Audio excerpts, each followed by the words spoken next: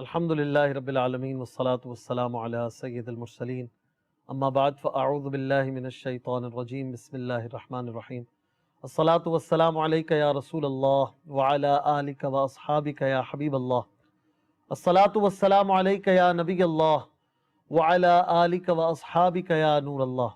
مدری چینل کے ناظرین، پروگرام پیش خدمت ہے قرآن پاک ترجمہ اور تفسیر کے ساتھ۔ الحمدللہ قرآن پاک اللہ پاک کی وہ کتاب ہے، ایسا کلام ہے کہ جو عربوں میں نازل ہوا، ان کی اپنی زبان میں نازل ہوا، اور ایسی کمال کے عربی میں تھا کہ عرب خود حالانکہ عربی بولتے تھے لیکن اس کے مثل لانے سے عاجز تھے، اور آج تک عاجز ہیں۔ اور قرآن مجید فرقان حمید رب تعالیٰ کا کلام ہے، اس کے دلائل میں سے یہ بھی ایک دلیل ہے۔ اللہ تبارک و تعالیٰ نے قرآن مجید فرقان حمید کو بڑا ہی خوبصورت اور بڑا ہی زبردست انداز میں اتارا۔ یہ قرآن پاک رمضان المبارک میں نازل ہوا، شب قدر میں نازل ہوا، اور پھر یہ دنیا میں نبی کریم صلی اللہ علیہ وآلہ وسلم پر رفتہ رفتہ 23 سال کے عرصے میں نازل ہوتا رہا۔ اور اس کلام پاک کو پڑھنے کی اپنی برکتیں ہیں، اپنی فضیلتیں ہیں، اور اس کی جو عظمتیں ہیں قرآن پاک خود بیان کرتا ہے کہ یہ قرآن پاک یہ اللہ تعالیٰ کی طرف سے واضح دلیل ہے۔ یہ کلام جو ہے دوسرا کوئی اسے بنا نہیں سکتا، اس طرح کا کلام کوئی بنا نہیں سکتا۔ یہ قرآن باطل کی رسائی سے پاک ہے، یہ کلام سیدھا اور مستقیم ہے، اس میں کوئی ٹیڑھا پن نہیں، یہ محفوظ کتاب ہے، اس میں تبدیلی نہیں ہو سکتی۔ یہ قرآن سیدھے راستے کی رہنمائی کرتا ہے، مسلمانوں کے لیے ہدایت، رحمت اور بشارت اور نصیحت ہے، اور یہ کلام عظمت اور ناموری کا سبب ہے، اور یہ کلام پاک انتہائی اثر آفری ہے۔ قرآن مجید فرقان حمید کے اپنے فضائل قرآن خود بھی بیان کرتا ہے، اور نبی کریم صلی اللہ علیہ وآلہ وسلم نے بھی اس کے فضائل بیان فرمائے۔ چنانچہ ایک حدیث پاک میں حضرت ابو سعید خدری رضی اللہ تعالیٰ عنہ سے روایت ہے کہ رسول اللہ صلی اللہ تعالیٰ علیہ وسلم نے فرمایا کہ اللہ تعالیٰ ارشاد فرماتا ہے، جس کو قرآن نے میرے ذکر اور مجھ سے سوال کرنے سے مشغول رکھا، اسے میں اس سے بہتر دوں گا جو مانگنے والوں کو دیتا ہوں۔ اور کلام اللہ کی فضیلت دوسرے کلاموں پر ایسی ہے جیسی اللہ عز و جل کی فضیلت اس کی مخلوق پر ہے۔ سبحان اللہ۔ اگر کوئی قرآن ہی پڑھتا رہے، قرآن پاک کی تلاوت میں مشغول رہے، تو گویا اسے اللہ تعالیٰ وہ بھی عطا فرما دے گا جو اس نے مانگا نہیں، اور مانگنے والوں کو جیسے وہ عطا فرماتا ہے، قرآن پڑھنے والے کو بھی عطا فرما دیتا ہے۔ یہ اس کی شان ہے، یہ اس کی کرم نوازی ہے۔ قرآن مجید جو ہے یقیناً ایک با مقصد کتاب ہے، اس کو اتارنے کے مقاصد بھی ہیں، اور اللہ تبارک و تعالیٰ نے اس کے مقاصد کو خود بھی بیان فرمایا۔ چنانچہ اللہ تعالیٰ نے اس کے مقاصد میں سے قرآن پاک میں یہ بیان فرمایا کہ یہ قرآن پاک امت کو ڈرانا ہے، امت کے لیے اللہ تعالیٰ کے عذابات کی معرفت اور اس کے عذابات سے ڈرانے کے لیے اتارا گیا۔ اسی طرح لوگوں کو کفر اور جہالت کے اندھیروں سے نکالنے کے لیے یہ کلام پاک تشریف لایا۔ اسی طرح یہ کلام پاک لوگوں کے لیے اللہ کے احکامات پہنچانے اور ان کے اختلافات میں تصفیہ کرنے اور فیصلہ کرنے کے لیے نازل ہوا۔ اسی طرح یہ قرآن پاک نصیحت اور غور و فکر کرنے کے لیے بھی نازل ہوا کہ ہم انسان اسے پڑھیں اور اس میں غور و فکر کریں اور اس سے اپنے لیے نصیحت حاصل کریں۔ قرآن پاک یقیناً اللہ کی کتاب ہے تو اس کے آداب بھی بہت زیادہ ہیں۔ کسی بندے کی تو کتاب نہیں ہے کہ اس میں آپ جس طرح چاہیں اس کو پڑھیں، جس انداز سے چاہیں چھوئیں، اس کے اپنے آداب ہیں۔ چنانچہ قرآن مجید کے لکھنے کے اپنے آداب ہیں، چھونے کے اپنے آداب ہیں، پڑھنے کے اپنے آداب ہیں، رکھنے کے اپنے آداب ہیں۔ قرآن مجید فرقان حمید کو جس زاویے سے دیکھیے آپ کو اس میں آداب اور عظمت کا جو معاملہ ہے وہ بڑا ہی بالا نظر آئے گا۔ اسی طرح قرآن پڑھنے کے فضائل بھی ہیں۔ اللہ تعالیٰ نے قرآن مجید فرقان حمید میں قرآن مجید فرقان حمید پڑھنے والوں کی تعریف فرمائی کہ وہ لوگ جو اللہ کی کلام کو پڑھتے ہیں، اس کی تلاوت کرتے ہیں، اللہ تبارک و تعالیٰ سے وہ ایسی تجارت کر رہے ہیں کہ جس میں کوئی خسارہ انہیں نہیں ملے گا۔ اللہ پاک فرماتا ہے ان الذین یتلون کتاب اللہ، جو اللہ کی کتاب کی تلاوت کرتے ہیں، وَأَقَامُوا الصَّلَاةَ وَأَنفَقُوا مِمَّا رَزَقْنَاهُمْ سِرًّا وَعَلَانِيَةً، نماز قائم رکھتے ہیں اور ہمارے دیے ہوئے رزق میں سے پوشیدہ اور علانیہ طور پر خرچ کرتے ہیں، یرجون تجارۃ لن تبور، تو وہ ایسی تجارت کے امیدوار ہیں جو ہرگز تباہ نہیں ہوگی۔ تو اللہ تعالیٰ نے ان کی تعریف بیان فرمائی جو قرآن کی تلاوت کرتے ہیں، نماز پڑھتے ہیں اور راہ خدا میں خرچ کرتے ہیں۔ اسی طرح احادیث پاک میں بھی قرآن پڑھنے کے فضائل بیان کیے گئے۔ چنانچہ نبی کریم صلی اللہ علیہ وسلم نے ارشاد فرمایا تم میں سے بہتر وہ شخص ہے جو قرآن سیکھے اور سکھائے۔ اسی طرح ایک اور حدیث پاک میں ارشاد فرمایا، حضرت ابو امامہ رضی اللہ تعالیٰ عنہ راوی ہیں، حضور علیہ الصلوۃ والسلام فرماتے ہیں قرآن پڑھو کیونکہ وہ قیامت کے دن اپنے پڑھنے والوں کے لیے، اپنے اصحاب کے لیے شفیع ہو کر آئے گا، ان کی سفارش کرے گا۔ سبحان اللہ۔ تو قرآن پڑھنا یہ باعث تسکین جان ہے، روح کو اجلا کرتا ہے، نکھارتا ہے، اور یہ قرآن سکون بخشتا ہے۔ اور یہ قرآن پاک کے اعجاز میں سے بھی ہے کہ قرآن کو یاد کرنا بڑا آسان ہے، چھوٹے چھوٹے بچے اس کو یاد کر لیتے ہیں۔ دنیا کی کوئی کتاب ایسی نہیں ہوگی کہ جو اس طرح سے یاد کر لی جا سکے۔ قرآن پاک بآسانی یاد کر لیا جا سکتا ہے، یہ بھی قرآن کے اعجاز میں سے ایک ہے۔ اسی طرح قرآن کو حفظ کرنے کے بھی اپنے فضائل ہیں۔ چنانچہ نبی کریم صلی اللہ علیہ وسلم نے ارشاد فرمایا صاحب قرآن کو حکم ہوگا کہ پڑھتے رہو اور درجات چڑھتے جاؤ، اور ٹھہر ٹھہر کر پڑھو، جیسے تم اسے دنیا میں ٹھہر ٹھہر کر پڑھتے تھے، کہ تمہارا مقام اس آخری آیت کے نزدیک ہے جسے تم پڑھو گے۔ تو قرآن پاک کا جو حافظ ہوگا وہ پڑھتا چلا جائے گا، پڑھتا چلا جائے گا، پڑھتا چلا جائے گا، اور درجات میں بڑھتا چلا جائے گا، اور انشاءاللہ اسے اللہ کی عطا سے بڑے درجات جنت میں حاصل ہوں گے۔ تو یہ مختصر آغاز کی کچھ تمہیدی گفتگو تھی کہ قرآن پڑھنے، اس کو ادب کرنے، اس کو سنبھالنے، اس کی عظمت کو جاننے میں مسلمان کبھی کوئی کوتاہی نہ کرے، اور عموماً اس میں کوتاہی مسلمان کرتے بھی نہیں ہیں۔ ہمارا جو یہ پروگرام ہے اس میں ناظرین ہم انشاءاللہ کچھ آیتوں کی ہر پروگرام میں تفسیر بھی سنیں گے، ترجمہ بھی سنیں گے، اور انشاءاللہ ان کی تلاوت بھی سنیں گے۔ تو یہ تینوں چیزیں اس پروگرام میں آپ سنا کریں گے، اور انشاءاللہ یہ سب کچھ آپ صراط الجنان جو کہ دعوت اسلامی کے اشاعتی ادارے مکتبۃ المدینہ کی شائع کردہ تفسیر قرآن پاک ہے، اس سے انشاءاللہ ہم لیا کریں گے، اور یہ برکتیں آپ کو اس پروگرام کے ذریعے ملا کریں گی۔ اللہ تعالیٰ سے دعا کرتے ہیں کہ اللہ تعالیٰ ہمیں اخلاص بھی عطا فرمائے اور اس کام میں برکتیں عطا فرمائے۔ قرآن مجید فرقان حمید کی سب سے پہلی جو سورت ہے وہ سورہ فاتحہ ہے، اور سورہ فاتحہ پہلے پارے کا آغاز بھی ہے۔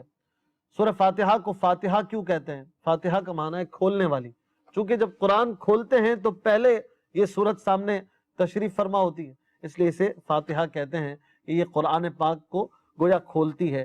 اس سورت میں 1 رکوع 7 آیتیں 27 کلمے اور 140 حروف ہیں۔ یہ قرآن پاک کی وہ عظمت والی سورت ہے کہ جو مدینہ منورہ میں نازل ہوئی، اور ایک قول یہ ہے کہ یہ سورت مکہ مکرمہ میں بھی نازل ہوئی، اور دوبارہ اس کی عظمت کو ظاہر کرنے کے لیے مدینہ منورہ میں بھی نازل ہوئی، یعنی 2 بار یہ قرآن کی سورت نازل ہوئی۔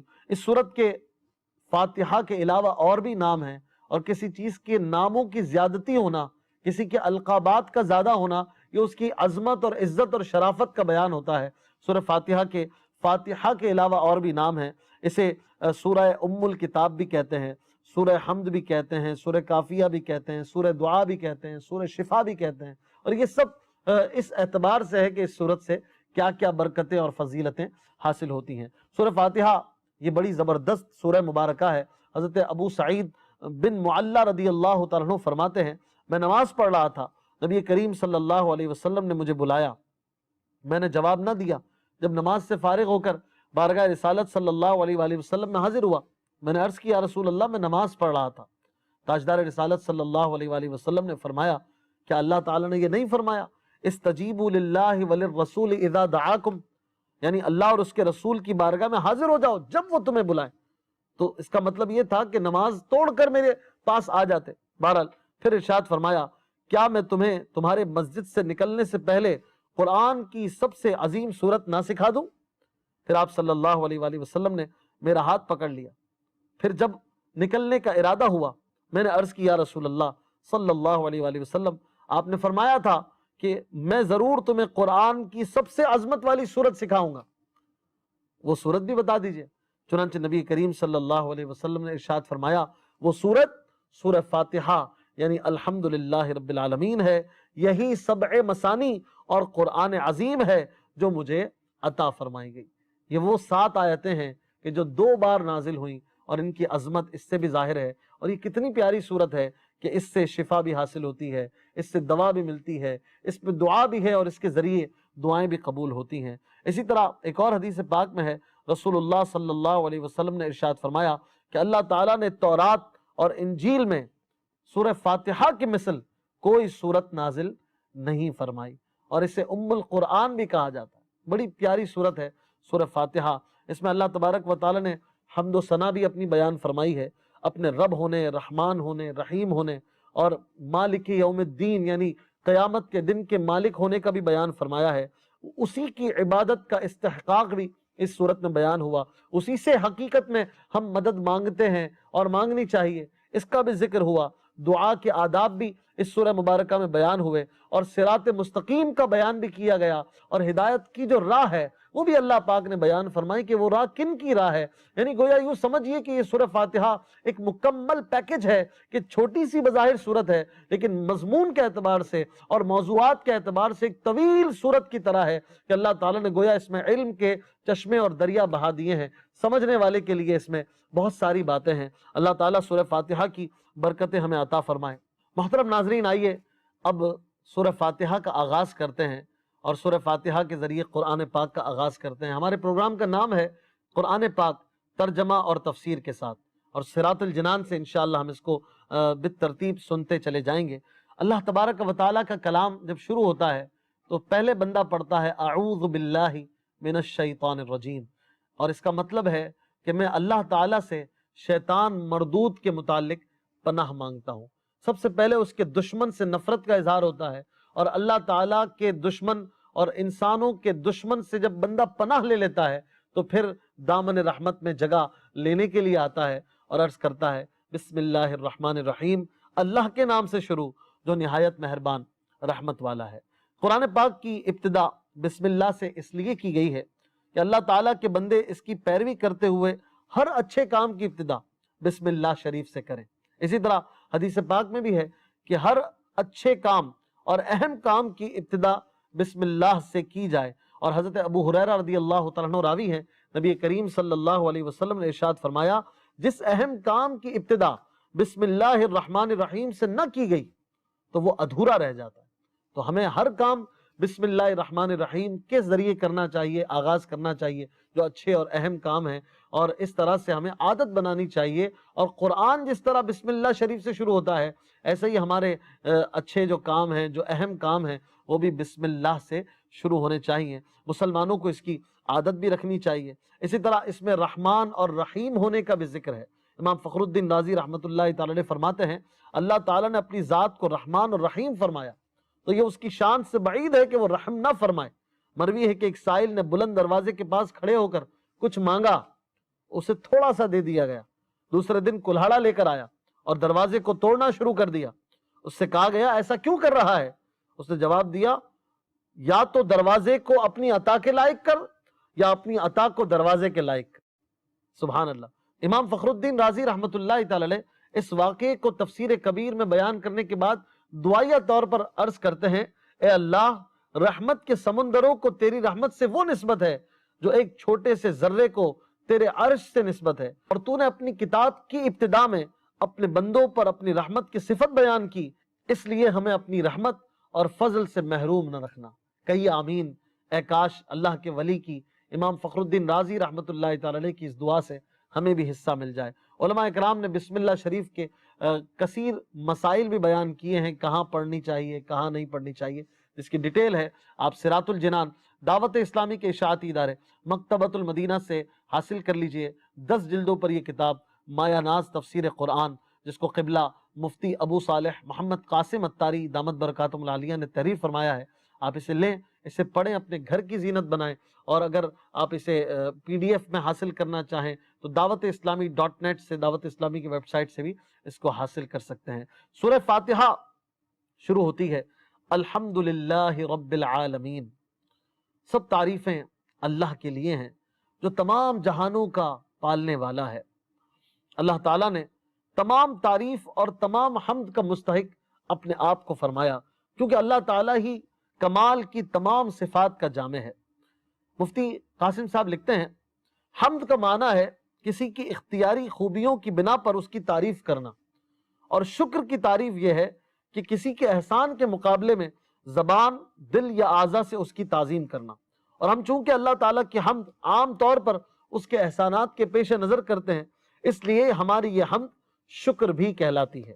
احادیث میں اللہ تعالیٰ کی حمد و ثنا کرنے کے بہت سے فضائل بیان کیے گئے ہیں، ان میں سے ایک فضیلت سماعت فرمائیے۔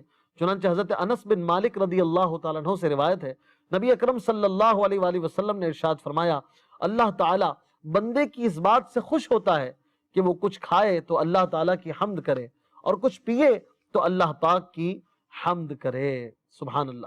اس آیت مبارکہ میں رب العالمین بھی فرمایا گیا، یعنی سارے جہانوں کا مالک۔ اللہ تعالیٰ یقیناً سارے جہانوں کا مالک ہے، اور لفظ رب کے کئی معنی ہیں، جیسے سید، مالک، معبود، ثابت، مصلح اور بتدریج مرتبہ کمال تک پہنچانے والا۔ اور اللہ تعالیٰ کے علاوہ ہر موجود چیز کو عالم کہتے ہیں، اور اس میں تمام مخلوقات داخل ہیں، یعنی اللہ تعالیٰ کے علاوہ عالم میں جو کچھ موجود ہے وہ سب اللہ تعالیٰ کا پروردہ ہے، اور اللہ تعالیٰ اس کا خالق ہے۔ آگے فرمایا الرحمن الرحیم، بہت مہربان، رحمت والا۔ رحمان اور رحیم اللہ تعالیٰ کے دو صفاتی نام ہیں۔ رحمان کا معنی ہے نعمتیں عطا کرنے والی وہ ذات جو بہت زیادہ رحمت فرمائے، اور رحیم کا معنی ہے بہت رحمت فرمانے والا۔ یاد رہے کہ حقیقی طور پر نعمت عطا فرمانے والی ذات اللہ تعالیٰ کی ہے، وہی تنہا ذات ہے جو اپنی رحمت کا بدلہ طلب نہیں فرماتی۔ ہر چھوٹی بڑی ظاہری، باطنی، روحانی، جسمانی، دنیاوی، اخروی نعمت اللہ تعالیٰ ہی عطا فرماتا ہے، اور دنیا میں جس شخص تک جو نعمت پہنچتی ہے وہ اللہ تعالیٰ کی ہی رحمت سے ہے، کیونکہ کسی کے دل میں رحم کا جذبہ پیدا کرنا، رحم کرنے پر قدرت دینا، نعمت کو وجود میں لانا، دوسرے کا اس نعمت سے فائدہ اٹھانا، اور فائدہ اٹھانے کے لیے اعضاء کی سلامتی عطا کرنا، یہ سب اللہ تعالیٰ کی طرف سے، اور یہ سب اس کی رحمت میں داخل ہے۔ ابو عبداللہ محمد بن احمد قرطبی رحمۃ اللہ تعالی علیہ تفسیر قرطبی میں لکھتے ہیں، اللہ تعالیٰ نے رب العالمین کے بعد اپنے دو اوصاف رحمان اور رحیم بیان فرمائے۔ اس کی وجہ یہ ہے کہ جب اللہ تعالیٰ نے رب العالمین فرمایا تو اس سے سننے اور پڑھنے والے کے دل میں اللہ تعالیٰ کی عظمت اور اس کی ہیبت کی وجہ سے اس کا خوف پیدا ہوا، تو اس کے ساتھ ہی اللہ تعالیٰ نے دو صفاتی نام رحمان اور رحیم کا ذکر کر دیا، جن کے ضمن میں اللہ تعالیٰ کی اطاعت کرنے کی ترغیب ہے۔ یوں ترہیب اور ترغیب یعنی ڈرانا اور پیار کرنا، یہ دونوں آ گیا، اور یہ بندے کو اللہ تعالیٰ کی اطاعت کی طرف راغب کرنے کا ایک بہترین طریقہ کار ہے۔ سبحان اللہ۔ اللہ پاک نے سورہ حجر میں ارشاد فرمایا، نبئ عبادی انی انا الغفور الرحیم وان عذابی هو العذاب العلیم، یعنی میرے بندوں کو خبر دو کہ بے شک میں ہی بخشنے والا مہربان ہوں، اور بے شک میرا ہی عذاب دردناک عذاب ہے۔ یعنی ڈرانا بھی ہے اور رحمت کی بات بھی ہے، اور اس انداز سے قرآن پاک میں کئی مقامات پر ترغیب و ترہیب کا اتحاد ہے، اور اس طرح سے مبلغین کو بھی چاہیے، بیان کرنے والوں کو بھی چاہیے کہ جب اللہ تعالیٰ کی رحمت کی بات کریں تو ڈرانے والی بات بھی ہو، اور جب ڈرانے کی بات ہو تو رحمت کی بھی بات کریں، تاکہ جو سننے والا ہے وہ بین بین رہے، خوف اور رجا، امید و خوف کے درمیان رہے، اور اس کے ایمان کی اصلاح ہوتی رہے۔ اگلی آیت مبارکہ میں فرمایا مالک یوم الدین، یعنی جزا کے دن کا مالک۔ جزا کے دن سے مراد قیامت کا دن ہے۔ اس دن نیک اعمال کرنے والے مسلمانوں کو ثواب ملے گا، اور گناہ گاروں اور کافروں کو سزا ملے گی، جبکہ مالک اسے کہتے ہیں جو اپنی ملکیت میں موجود چیزوں میں جیسے چاہے تصرف کرے۔ اللہ تعالیٰ اگرچہ دنیا و آخرت دونوں کا مالک ہے، لیکن یہاں قیامت کے دن کو بطور خاص اس لیے ذکر کیا تاکہ اس دن کی اہمیت دل میں بیٹھے۔ نیز دنیا کے مقابلے میں آخرت میں اللہ تعالیٰ کے مالک ہونے کا ظہور زیادہ ہوگا، کیونکہ اس دن کسی کے پاس ظاہری سلطنت بھی نہ ہوگی۔ آج تو ابھی کسی بندے کی کوئی نہ کوئی پراپرٹی، ملکیت مجازی طور پر کہلاتی ہے، میں اس کا مالک ہوں، تو اس کا مالک ہے۔ قیامت کے دن تو کوئی کسی طرح سے کسی چیز کا مالک ہی نہ ہوگا، اور واقعی حقیقی جو ذات دنیا میں بھی مالک ہے، آخرت میں اس کی ملکیت کا ایسا ظہور ہوگا کہ جو دنیا دیکھے گی، اور ماننے والے بھی دیکھیں گے، نہ ماننے والے بھی دیکھیں گے۔ لہٰذا بطور خاص یہاں پر قیامت کے دن کی ملکیت کا اللہ پاک نے بیان فرمایا۔ مدنی چینل کے ناظرین، ہمارا پروگرام ہے قرآن پاک ترجمہ اور تفسیر کے ساتھ، اور انشاءاللہ ہم کنٹینیو ان آیات مبارکہ کو آگے بالترتیب چلاتے رہیں گے، اور اپنے پروگرام میں کوشش کریں گے کہ ہر پروگرام میں زیادہ سے زیادہ آیتیں ترجمہ اور تفسیر کے ساتھ آپ تک پہنچائیں۔ اللہ تعالیٰ سے دعا کرتے ہیں کہ ہمیں قرآن پاک پڑھنے اور اس پر عمل کرنے کی توفیق عطا فرمائے۔ مدنی چینل دیکھتے رہیے. آپ سے ملاقات ہوگی اگلے پروگرام میں نئے مضامین کے ساتھ، مزید آیتوں کے ساتھ. اپنا بہت خیال رکھیے گا.